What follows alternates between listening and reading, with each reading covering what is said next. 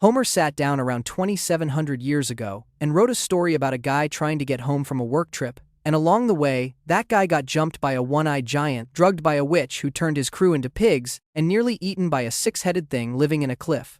For about 2,000 years, everybody filed this under total made-up nonsense, right next to talking animals and gods with anger issues. Then paleontologists, brain doctors, and a couple of extremely stubborn sailors started poking at the details, and it turns out a shocking number of these monsters were sitting in plain sight, staring real ancient people right in the face. One very real route. Here's the part nobody tells you about the Odyssey. Strip out the gods and the magic, and what you have left is basically a Bronze Age sailing manual, except somebody replaced every safety warning with a monster. Dangerous strait full of currents? That is a six-headed lady now. Volcanic islands with unpredictable winds? Wind god. Cave full of weird giant bones? One-eyed cannibal. The hazards are real. The monsters are the packaging. And people have tested this. In 1963, a Mediterranean historian named Ernest Bradford, who spent years actually sailing those waters in his own boat, wrote a book called Ulysses Found, where he matched Homer's stops to real capes, caves, and harbors. Then, in 1985, an explorer named Tim Severin went full method actor, built a replica Bronze Age Greek galley, and rode the thing along the route to see if Homer's sailing directions matched the actual coastline and winds. He found that the poem's directions, the winds, the distances, the landmarks, held together far better than a pure fantasy has any right to. These were not armchair theorists. They were people willing to get seasick in the name of a 3,000-year-old poem, which is either heroic or a cry for help, and I respect both. Now, fair warning, the map is fiercely debated. Over the centuries, people have parked the Odyssey everywhere from the Aegean to the coast of Scotland to, I am not kidding, Nova Scotia. So treat the specific locations as strong theories, not GPS coordinates. But the pattern holds no matter where you draw the lines. The monsters cluster exactly where a real sailor would find real trouble. Let us go meet them. The One-Eyed Elephant, Book 9. Odysseus and his men wander into a cave that turns out to belong to Polyphemus, a giant with a single eye in the middle of his forehead, son of the sea god Poseidon, part-time shepherd, full-time man-eater. He traps the crew, snacks on a few of them, and Odysseus escapes by getting him drunk, jamming a sharpened flaming stake into his one eye, and sneaking out clinging to the bellies of the giant's sheep. Classic. Here is where it gets good. In 1914, an Austrian paleontologist named Othenio Abel had a genuinely galaxy-brained idea. All across the Mediterranean, in coastal caves on Sicily, Malta, Cyprus, and Crete, people kept digging up the skulls of prehistoric dwarf elephants. Yes, dwarf elephants. During the Ice Age, elephants that got stranded on islands evolved smaller and smaller, and one species, Paleoloxodon falconeri, ended up barely a meter tall at the shoulder. Adorable. Extinct. And crucially, dead for a very long time before any Greek showed up. Now look at an elephant skull, and I mean actually look at one. Right in the center of the face, where you would expect a nose, there is one enormous hole. That is the nasal cavity, the socket where the trunk attaches. The real eye sockets are tiny and shoved way off to the sides where you barely notice them. So if you are an ancient Greek sailor who has never in your life seen a living elephant, and you will not, because Greeks did not meet live elephants until Alexander the Great went east in the 300s BC, and you find a skull twice the size of a human head, with one giant socket dead center, you are not thinking island dwarfed proboscidean. You are thinking, well, this was clearly a one-eyed giant, and I would like to leave now. The theory got a serious upgrade in 2000 when historian Adrienne Mayer published the first Fossil Hunters. Her point was bigger than one skull looking spooky. She showed that ancient Greeks and Romans genuinely found, collected, measured, and even put fossil bones on display in temples, treating them as the remains of heroes and monsters from the age before humans. They were not stupid. They saw enormous bones in the ground and drew the most reasonable conclusion available to them, which was that giants used to be real. The Cyclops shows up in the same regions where the earth is packed with dwarf elephant remains. That is not a coincidence you can wave away, and it is not just dwarf elephants. Over on Crete, geologist Charalampos Fasoulas and archaeologist Thomas Strasser have pointed to the skulls of Dinotherium giganteum, a hulking extinct relative of the elephant, as another possible seed for the Cyclops image, using the exact same logic. Big central hole in the skull, tiny hidden eye sockets, a face that looks one-eyed to anyone who never met the living animal. Whether the specific culprit was a tiny dwarf elephant or a giant Dinotherium, the punchline is the same. The ancient Mediterranean was littered with the fossilized faces of creatures that appeared to have a single massive eye, and somebody had to explain that. Do I need to be honest? Yes. Nobody can prove it. There is no ancient diary that says, found a skull today, invented a Cyclops, going to bed. One-eyed giants pop up in other cultures too, and the Greek word basically means round eye, so the image might be older than the fossils. One archaeologist involved with related finds flat out admitted, "You can never test this scientifically, but go stand in front of an elephant skull in a museum, cover the little side sockets with your thumbs, and try to tell me you would not have panicked." Moly, the Antidote. Book 10. Odysseus lands on the island of Aeolus, home of Circe, a witch with excellent hospitality and a terrible secret. She invites his scouts in, feeds them a lovely mixed drink, taps them with a wand, and turns them into pigs. Actual pigs, in a pen, except their human minds are fully intact and aware, which is somehow much worse. Odysseus marches in to save them, and along the way the god Hermes hands him a magic herb called moly.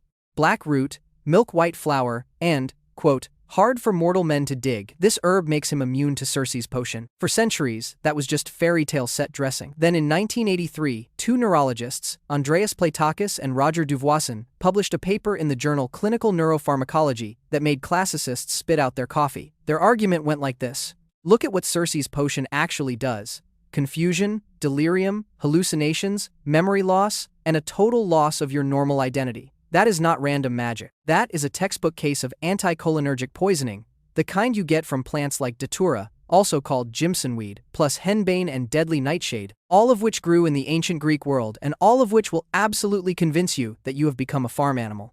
So what about the antidote? Platakis and Duvoisin identified moly as the common snowdrop, Galanthus nivalis. Snowdrop bulbs contain a compound called galantamine, which happens to be a real, physically effective antidote to that exact type of poisoning. It is such a good drug that we still use it in medicine today, mostly for Alzheimer's patients. And Homer's description, dark root and white flower, matches a snowdrop almost perfectly. So the story is telling you, in code, that if you take the right chemical first, the witch's drug bounces right off you. That is the oldest known example of somebody using this class of antidote, hidden inside an epic poem. And notice the poem even builds in the detail that this stuff is hard for regular people to get. Homer says, moly is difficult for mortals to dig up, only the gods know how, which is a poetic way of saying the antidote is real but the knowledge is rare and guarded. That is exactly how a genuine folk remedy would have felt to an ordinary sailor. Somebody in the village knows the plant that saves you. You do not, and you had better stay on their good side.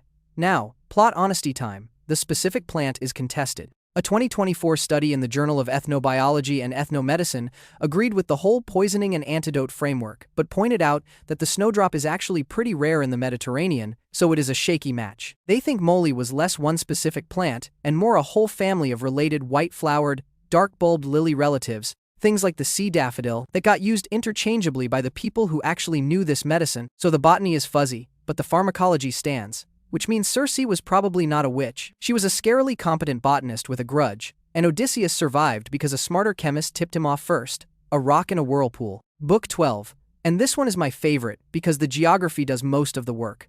Odysseus has to thread a narrow strait guarded by two horrors.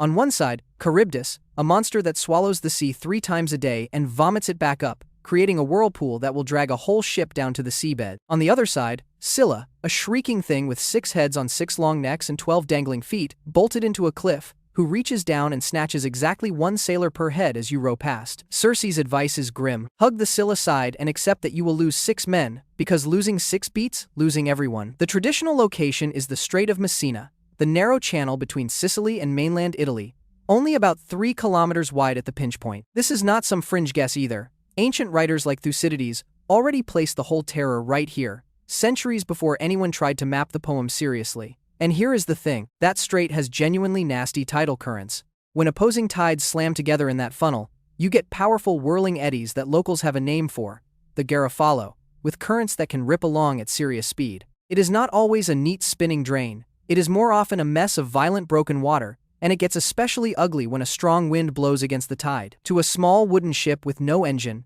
that is a very real way to die. So Charybdis is not a metaphor. Charybdis is fluid dynamics wearing a monster costume. Scylla is a little more open to interpretation. On the mainland side, there is a rocky headland, and the town sitting there is still called Scylla today, which is a heck of a coincidence for a made-up monster. So one reading is that Scylla is simply the rock, the reef that smashed ships that steered too wide of the whirlpool. Other people, pointing at those 6 snaky heads and grabbing arms, wonder if a giant octopus or squid got folded into the legend. That squid idea is fun, but I want to be straight with you. It is modern speculation, not something ancient sailors wrote down. Still, avoid the whirlpool, mind the rocks, the current here will kill you, is a real navigation warning, and Homer just gave it teeth. This whole episode is also where we get the phrase caught between Scylla and Charybdis, the classy older cousin of between a rock and a hard place. Bird girls, not mermaids. Book 12 again, the sirens, whose song is so unbearably beautiful that sailors forget everything, steer straight for the rocks, and die there.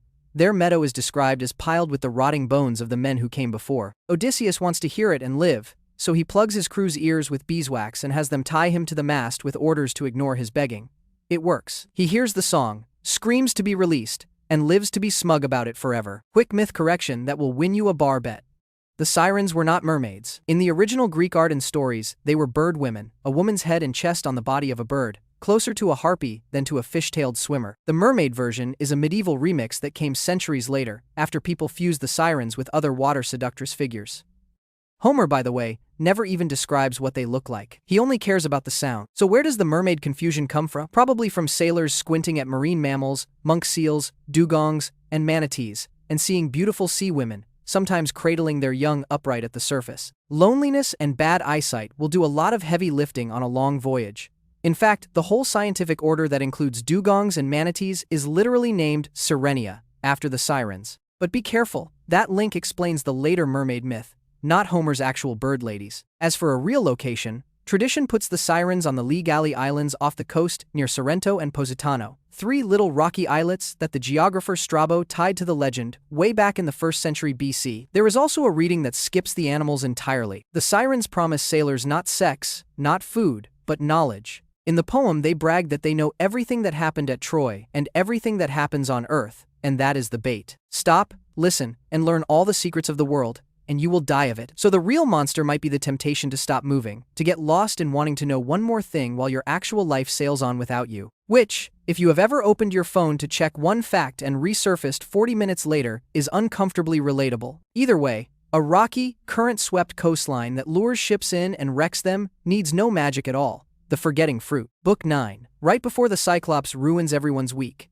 Odysseus sends a small scouting party ashore in the land of the lotus eaters. The locals are perfectly friendly and share their food, a plant called the lotus. One bite, and the scouts lose all ambition. They forget their families, forget home, forget the entire concept of leaving, and just want to sit there eating lotus forever. Odysseus has to physically drag them back to the ships and tie them down while they cry about it. The wild part is that the lotus eaters might be based on a real people. The historian Herodotus, writing in the 400s BC, describes the Lutophagi as an actual North African tribe who lived on a sweet fruit and even brewed a wine from it. Tradition places them on the island of Jerba off the coast of Tunisia. As for the plant, the leading candidate is the jujube, a thorny shrub called Ziziphus lotus that really does grow there and really does make an edible, mildly fermentable fruit. It fits the geography beautifully. The only snag is that jujube will not exactly melt your brain, so the people who want a real drug in the story reach for other options, like the opium poppy, whose seed pod even looks a bit lotus-shaped, or the blue lotus water lily, which is genuinely mildly sedative and was used in ritual over in Egypt. Those fit the forgetfulness better but fit the map worse. The honest answer is that lotus was basically an ancient label slapped onto a dozen unrelated plants, so the identification is a real unsolved puzzle. What is not in question is that a fruit-eating people lived roughly where Homer put them. And think about what the story is really warning against, because it is weirdly modern. The lotus eaters are not violent. Nobody gets hurt. That is exactly why they are dangerous. The threat is comfort, a pleasant enough life that quietly deletes your reason to ever go home. Odysseus does not fight them. He just refuses to taste the stuff and hauls his crew back to work before the island can swallow their willpower whole. For a poem this old, that is a startlingly sharp point about how the softest traps are the hardest ones to escape. A bag full of weather. Book 10. And this is possibly the most tragic own goal in ancient literature. Odysseus visits Aeolus, keeper of the winds, who is a fantastic host. As a parting gift, Aeolus stuffs every dangerous contrary wind into an ox-hide bag, ties it tight, and leaves only the gentle west wind blowing, which will carry Odysseus straight home. 10 days of smooth sailing later, Ithaca is literally in sight. Odysseus, exhausted, finally falls asleep. His crew, convinced the bag is full of gold he is hiding from them, open it. Every trapped wind explodes out at once and blasts the entire fleet all the way back to square one. Aeolus takes one look at them returning and decides these guys are clearly cursed, no refunds. Real-world version. Aeolus's floating island is usually identified with the Aeolian Islands north of Sicily, a volcanic chain that includes Lipari and Stromboli, a volcano so reliably active that people have called it the lighthouse of the Mediterranean. It has been erupting on and off, gently, for thousands of years, which means a Bronze Age sailor really could navigate by its glow at night. And an island that literally floats a plume of smoke over the sea and shifts its winds without warning is a pretty good candidate for the home of a wind god. The ancient geographer Strabo had a very sensible take. He figured Aeolus was a real local king who was simply an expert at reading the weather, watching the volcanic smoke, the fumes, and the sky to predict which way the winds would blow, and teaching passing sailors to do the same. Do that well enough, in a world with no forecasts, and people will absolutely start saying you control the winds. The magic bag itself is a classic folktale gimmick that shows up in stories all over the world. So Aeolus was less a god and more the region's first weatherman, with unbeatable marketing. Giants hurling boulders. Book 10, and brace yourself, because this is the worst day of the entire voyage. Odysseus reaches Telepylos, land of the Laestrygonians, ruled by King Antiphates. These are giant cannibals, and they do not mess around. As the fleet crowds into a narrow harbor, the giants line the cliffs above and hurl boulders down, smashing the ships to splinters, then spear the men in the water and carry them off to eat. Odysseus only survives because he parked his own ship outside the harbor, and he watches almost his entire fleet get wiped out in minutes. This is the single biggest loss of the whole trip. This one is the most speculative on the menu, so I will be upfront. The ancients themselves could not agree where it happened. Some, like Thucydides and Pliny, put the Laestrygonians in Sicily. Others place them in Sardinia or Corsica. When your own sources contradict each other that hard, it usually means they were guessing too. One neat idea connects the boulder-throwing giants to the neurotic people of Bronze Age Sardinia, who built enormous stone towers and carved towering statues, exactly the kind of oversized stonework that could seed legends about giants chucking rocks around. But there is one detail that sends scholars down a rabbit hole. Homer says that in this land the paths of day and night run close together, so a shepherd bringing his flock in at night could call out to another shepherd taking his out, because the nights are almost non-existent. That sounds a lot like the near-endless daylight of a far northern summer, which has tempted some people to argue that a garbled traveler's tale from way up north, near the land of the midnight sun, drifted down the trade routes and got stitched into the poem. It is a genuinely cool idea. It is also almost certainly unprovable, and might just be Homer being poetic. File it under, maybe, with a big asterisk.